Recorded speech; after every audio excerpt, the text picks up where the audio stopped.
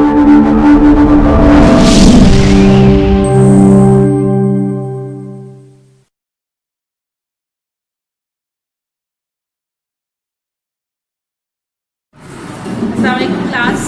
आज का लेक्चर हमारा है रेस्पिरेटरी डिसऑर्डर्स। तो हम देखते हैं कि रेस्पिरेटरी डिसऑर्डर्स हैं क्या। डिसऑर्डर का लफ्ज़ आपके सामने आ जाए तो आप समझ लें कि कोई सिस्टम में ख़राबी है, ठीक है। अब होता क्या है, हम डिजीज़ का वर्ड बोलते हैं, वो भी ठीक है, लेकिन हम मोस्टली जब सिस्टम की बात कर रहे होते हैं, किसी बॉडी सिस्टम की, हम उसके ओवरऑल के लिए कोई बॉडी सिस्टम में कोई प्रॉब्लम आ रही है तो हम कहते हैं दैट इज़ अ डिसऑर्डर। अगर कोई चीज़ चलती, कोई मशीन चल रही है, वो ख़राब हो गई तो वो ऑर्डर में नहीं रही, डिसऑर्डर हो गई है, ठीक है। तो आपने 9th क्लास में पढ़ा था, तो उसमें देखा था कि हमने गट के डिसऑर्डर्स पढ़े थे, हमने ब्लड डिसऑर्डर्स पढ़े थे। इसी तरह से अब रेस्पिरेटरी सिस्टम पढ़ रहे हैं। रेस्पिरेटरी सिस्टम क्या है, इसमें नोज से लेके ट्रकिया आ जाएगा, हमारे पास लेरेंक्स आ जाएगा, वॉइस बॉक्स आ जाएगा, लंग्स हो गई, ब्रोंकाई, ब्रोंक्यूल्स, ठीक है, एल्वेलाई, ये सारे जो है वो पूरे का पूरा सिस्टम बना रहे हैं, that is a respiratory system. अब रेस्पिरेटरी सिस्टम के अंदर हम देखते हैं कि कोई ना कोई खराबी हो जाती है तो वो एक डिजीज़ कॉज करेगी या कोई एक जो है वो हमारे लिए कोई प्रॉब्लम कॉज करेगी। तो वो प्रॉब्लम्स क्या क्या हो सकती हैं, डिसऑर्डर्स हम यहाँ पे कुछ चंद एक जो मोस्ट कॉमन डिसऑर्डर्स हैं आपकी बुक में डिस्कस हुए हुए हैं, तो उन चंद एक डिसऑर्डर का डिस्कस करेंगे। रेस्पिरेटरी डिसऑर्डर में सबसे पहले हमारे पास ब्रोंकाइटिस है। शॉर्ट से मैं बता देती हूँ कि ब्रोंकाइटिस हो गया, एम्फिसीमा हो गया, निमोनिया बहुत बहुत बहुत कॉमन है, ठीक है। इसके अलावा अस्थमा, जिसे दमा कहते हैं, लंग्स कैंसर, ये वो बीमारियां हैं हमारे रेस्पिरेटरी सिस्टम से रिलेटेड जो बहुत ज़्यादा आजकल कॉमन है। लंग्स से रिलेटेड कुछ जो बीमारी हो जाती है, जैसे खांसी, जुकाम, बुखार वगैरह हो जाता है, ये सारी बीमारियां रेस्पिरेटरी सिस्टम के डिसऑर्डर होने की वजह से होती हैं। तो इसमें सबसे पहले जो डिजीज़ है दैट इज द ब्रोंकाइटिस, ठीक है। अब ब्रोंकाइटिस क्या है? ब्रोंकाइटिस क्या है? Inflammation of bronchi and bronchiole. अगर आपको याद हो तो मैंने आप लोगों को बताया था जब ट्रैकिया आ रही होगी तो ट्रैकिया जो है जब लंग्स में एंटर होगी तो ये दो में डिवाइड, यहाँ मतलब लंग्स है ना, ठीक है, मैं सारा नहीं ड्रॉ कर रही, ये पनपुर ट्रैकिया आ रही है तो ये ट्रैकिया दो में डिवाइड हुई, ये फर्ज करें लंग्स है, ठीक है। अब ये दो हिस्से ट्रैकिया के हुए हैं ना, ये आपको पिछले लेक्चर में मैंने बड़ा अच्छे से समझाया हुआ है, that is the bronchus, that is bronchus and also bronchus, दोनों को मिलाकर बोलेंगे तो ब्रोंकाई। अब ये ब्रोंकाई नालियां हैं, ठीक है। अब ये ट्यूब लाइक स्ट्रक्चर है। अब ट्यूब लाइक स्ट्रक्चर के अंदर पता है सी शेप जो है वो कॉर्टिकेट डिस्क जो ऊपर से आ रही है वो भी इसके अंदर प्रेजेंट है। अब इसके अंदर इन्फ्लेमेशन हो जाएगी। इन्फ्लेमेशन का लफ्ज़ी जो मतलब होता है दैट इज सोजिश। अब ये क्या है, इसमें क्या होता है, कोई अगर बॉडी पार्ट है उसके अंदर इन्फेक्शन हुई है वायरस, बैक्टीरिया या किसी केमिकल की वजह से, तो वो जो इन्फेक्शन है उसमें क्या होगा, वो जगह रेड हो जाएगी, स्वेलिंग हो सकती है, हो सकता है कि वहाँ पे जख्म बन जाए, दैट इज द सोजिश। इन्फ्लेमेशन यानी खराबी हो गई है, वो फूल गई है, सूज गई है, या उसके अंदर जो है इरिटेशन डेवलप हो गई है, तो उसके अंदर कोई सिक्रीशन प्रोड्यूस होनी शुरू होगी तो वो इन्फ्लेमेशन में आ जाएगा। तो अगर इन्फ्लेमेशन किस में होता है, ब्रोंकाई या ब्रोंक्यूल। आपको याद है ब्रोंकाई फर्दर आगे डिवाइड होते हैं। अगर हम बात करें ये ब्रोंकाई है, डिवाइड हुआ इस तरह, तो ये फर्दर जो ब्रोंकाई डिवाइड होते जाते हैं, छोटी छोटी बारीक बारीक ट्यूब लाइक स्ट्रक्चर्स बनती हैं, उन्हें हमने नाम दिया था ब्रोंक्यूल्स। तो अब ब्रोंक्यूल्स भी ट्यूब्स हैं और ब्रोंकाई भी ट्रैकिया। अब ब्रोंकाई या ये दोनों ब्रोंकाई है, ठीक है, इन ब्रोंकाई या ब्रोंकाई के अंदर इन्फ्लेमेशन या यानी कोई इन्फेक्शन की वजह से सोजिश और सिक्रीशन प्रोड्यूस होने लग जाए तो इस बीमारी को हम ब्रोंकाइटिस कहते हैं, ठीक है। इसकी वजह से क्या होगा कि अंदर ये थोड़ा सा फूलेगा, जख्म बनेगा, कोई वायरस बैक्टीरिया इसके अंदर ग्रो कर रहा है तो उसको खराब करेगा, रैप्चर करके अंदर से खराब करेगा, तो ये इसके रिजल्ट की वजह से यहाँ से सिक्रीशन ऑफ म्यूकस। आपको पता है कि इनके अंदर एक म्यूकस की सिक्रीशन प्रोड्यूस होती है नॉर्मल क्वांटिटी के अंदर, लेकिन जब ये प्रॉब्लम काज करेगा तो म्यूकस जो जिसे हम बलगम कहते हैं, ठीक है, ये बलगमी सा मटेरियल होता है, ये प्रोड्यूस होना शुरू हो जाएगा। अब जब म्यूकस प्रोड्यूस होना शुरू हुआ तो आप ये सवाल सोचें कि हमने तो ये बताया था कि म्यूकस तो ऑलरेडी इसके अंदर प्रोड्यूस होता है, तो यहाँ वर्ड यूज हुआ दैट इज एक्सेसिव। एक्सेसिव जो है वो म्यूकस सिक्रेशन इसके अंदर होना शुरू हो जाएगी। अगर ये मसला हो रहा है तो इस डिजीज़ को हम ब्रोंकाइटिस कहेंगे। यहाँ पे आपने बड़ा अच्छे से याद रखना है, बीमारियों को ध्यान से पढ़ना है, सुनना है, समझना है और फिर उसे अच्छे से याद भी करना है, क्योंकि ये सारे डिसऑर्डर्स जो है ना आपस में इसके मिलते जुलते सिम्टम्स और कॉजेज़ वगैरह हैं। तो इसके बाद कॉजेज़ की बात कर रहे थे। कॉजेज़ मीन के वो कौन से एजेंट्स हैं जिसकी वजह से बीमारी हो सकती है। तो हमें पता है कि ज़्यादातर जर्म्स ही होते हैं, ठीक है। तो वायरस बैक्टीरिया मोस्ट कॉमन है। डिफरेंट काइंड्स ऑफ वायरसेस होते हैं जो आप आजकल कोरोना वायरस है तो कोरोना वायरस जाके हमारे रेस्पिरेटरी सिस्टम में लंग्स को डैमेज कर रहा है, एल्वियोलाई को डैमेज कर रहा है, तो हम कह सकते हैं कि वो भी एक किस्म की रेस्पिरेटरी डिसऑर्डर है। इसी तरह से फ्लू का वायरस है, वो जाके जो है वो आके जाके डिस्टर्ब करता है तो हमें फ्लू हो जाता है। इसी तरह वायरस बहुत सारे डिसऑर्डर कॉज करता है, बैक्टीरिया से निमोनिया करता है।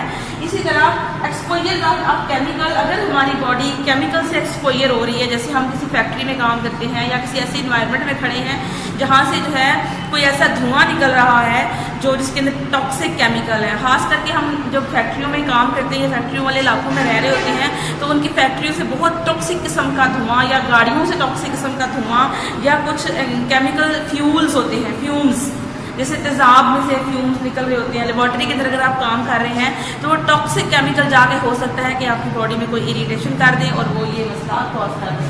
इस खास करके सबसे ज़्यादा टबैको स्मोक, जब बार बार टबैको हमारी बॉडी में जाता है स्मोक, वो भी जाके हमारे लंग्स को डैमेज करता है या हमारे रेस्पिरेटरी डिसऑर्डर करता है। टाइप्स ऑफ ब्रोंकाइटिस, यानी इस ब्रोंकाइटिस की दो टाइप्स होती हैं। एक है हमारे पास क्रोनिक ब्रोंकाइटिस और एक है एक्यूट ब्रोंकाइटिस, ठीक है। अब जो क्रोनिक है ना, अगर किसी बंदे को ब्रोंकाइटिस हो गया है तो एक हफ्ता, 2 दिन, 4 दिन, 2 हफ्ते तक, हो सकता है 2 से 3 तक भी जा सकता है, वो रहता है। और हम मेडिसिन अगर नहीं भी ज़्यादा इस्तेमाल कर रहे हैं तो हम आहिस्ता आहिस्ता ठीक हो जाते हैं। हमारी बॉडी के अंदर कोई डिफेंस मैकेनिज्म ऐसे होते हैं जो हमें रिकवर करने में हेल्प करते हैं, यानी ज़्यादा दर्जे का डैमेज नहीं हुआ। तो वो जो ब्रोंकाइटिस तो होगा लेकिन दैट इज अ क्रोनिक, ठीक है। लेकिन जो एक्यूट होगा ना, यहाँ पे थोड़ा सा उल्ट हो गया मेरे ख्याल में, लिखने में मिस्टेक हो गई है। ये 3 months to 2 years और ये 2 weeks लास्ट करेगा, ठीक है। एक्यूट में थोड़े टाइम के लिए हुआ है और फिर खत्म हो गया है, ठीक है। लेकिन अगर जो है वो आपका ज़्यादा अरसे हो सकता है, 3 माह, 4 माह, 6 माह, साल तक आप लगातार इस बीमारी का शिकार हैं और आप ठीक नहीं हो रहे, मेडिसिन भी इस्तेमाल कर रहे हैं, अक्सर में खांसी जुकाम लगातार हम एहतियात नहीं करते, हम ध्यान नहीं करते तो वो लंबा चला जाता है, तो वो जो ब्रोंकाइटिस है वो क्रोनिक हो जाएगा, ठीक है। इसकी अलामात क्या है? अलामात की क्या है? सबसे पहले कफ, सारी की सारी जितने डिसऑर्डर्स हैं उसमें कफ तो बहुत इंपॉर्टेंट है। आपको पता है कफ मीन खांसी, माइल्ड वीजिंग, आपके गले से खराशों की सी, गुराने की सी आवाज़ें हर टाइम आती रहती है, ना ही आपकी आवाज़ प्रॉपर रहती है जैसे आपकी आवाज़ होती है। अक्सर बुखार रहता है, आपको बुखार होता है, जाहिर सी बात है बुखार में हमें सर्दी की लगती है, तो चिल्स मीन सर्दी, शॉर्टनेस ऑफ ब्रेथ, क्योंकि रेस्पिरेटरी डिसऑर्डर है तो हमेशा जब ये रेस्पिरेटरी डिसऑर्डर होगा तो जाहिर बात है ये काम जो हमारा सांस लेने वाला काम करने में हमारी हेल्प कर रहा है तो हमें वो सांस लेने में दुश्वारी होगी, हमें मुश्किल पेश आएगी। तो हम कह सकते हैं हमारे सांस छोटे हो गए, हम छोटे छोटे सांस लेते हैं तो मुश्किल से लेते हैं तो हमें अच्छी खासी घबराहट फील होती है। लेकिन ये होगी इसकी सिम्टम्स, किसकी? ब्रोंकाइटिस, ठीक है। इसमें बस ट्रीटमेंट भी है कि डिफरेंट मेडिसिन के नाम है या मेडिसिन एंटीबायोटिक्स वगैरह हम इस्तेमाल करते हैं अगर बैक्टीरिया की वजह से हो, लेकिन यहाँ पे बुक में ट्रीटमेंट का खास जिक्र नहीं हुआ था तो इसलिए इसमें मैंने नहीं डिस्कस किया, तो जितना बुक में है तो उतना ही हमें रहना चाहिए। सेकेंड डिसऑर्डर है, मैं आज 2 डिसऑर्डर ही बताऊँगी आपको। एम्फीसीमा, क्या नाम है इसका? एम्फीसीमा। एम्फीसीमा क्या है? Destruction of wall of alveoli. अगर आपको याद हो जब लंग्स के अंदर चले गए तो लंग्स के एंड पे हर वॉल के अंदर एक पाउच लाइक स्ट्रक्चर था, ठीक है। यानी अगर मैं इसको यहाँ बड़ा करके ड्रॉ करूँ,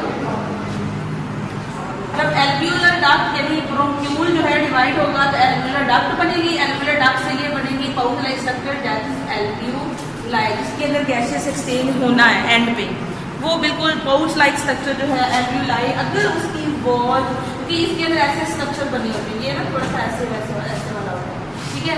तो अब ये जो स्ट्रक्चर बना हुआ है इसके अंदर जो डिफरेंट पाउचेस फर्दर इसके अंदर पाउचेस बनी हुई हैं वो टूटना शुरू हो जाती हैं किसी प्रॉब्लम की वजह से।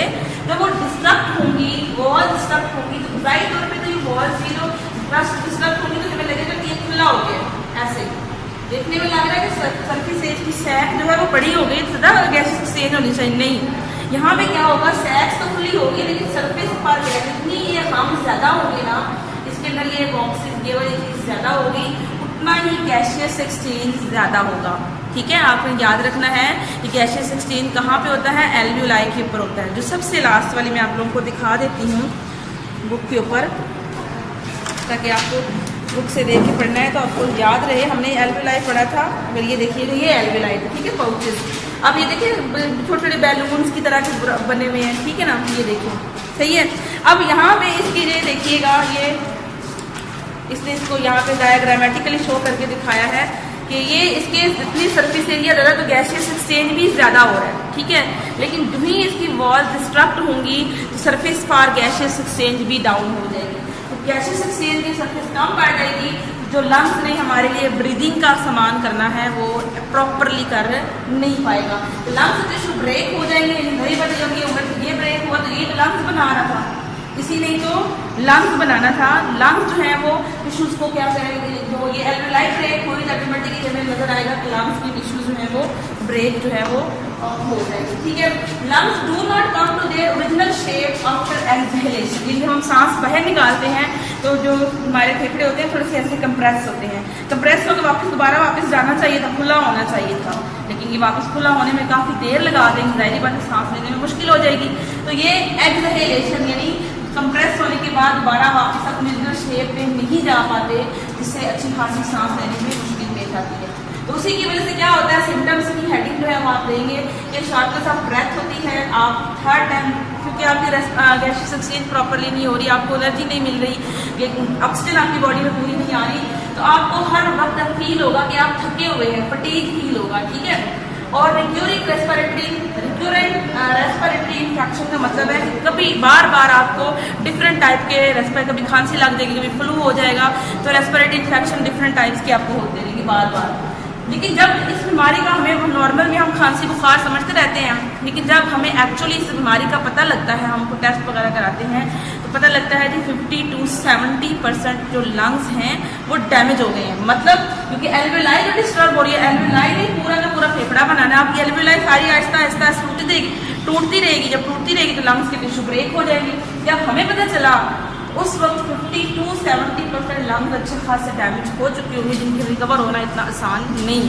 ठीक है, इसके बाद हमें ऑक्सीजन ये इतना डैमेज हो चुका है, ऑक्सीजन इतनी अच्छी हमारी बॉडी में आ नहीं रही, तो लेवल ऑफ ऑक्सीजन हमारी बॉडी में अच्छा खासा लो हो चुका होता है। ठीक है, अपने अब याद रखना है कि डिसऑर्डर मैंने पढ़ाई हुई है, आपको हेडिंग्स आप यहाँ से देख के नोट कर लें, आप यहाँ से भी याद कर सकते हैं कि जब कोई डिसऑर्डर आता है तो आप पहले इस पर डेफिनेशन लिखें, उसकी कॉजेज, उसके अगर टाइप्स हैं तो अगर उसकी सिम्टम्स की हेडिंग है तो हेडिंग्स बनाकर नीचे पॉइंट्स बनाएं। इस तरह डिसऑर्डर पे अगर नोट आए तो आपको अच्छे नंबर जो है वो मिलते हैं। ठीक है, तो ये यहाँ तक 2 डिजीजेस होगी, नेक्स्ट हम बाद में पढ़ेंगे।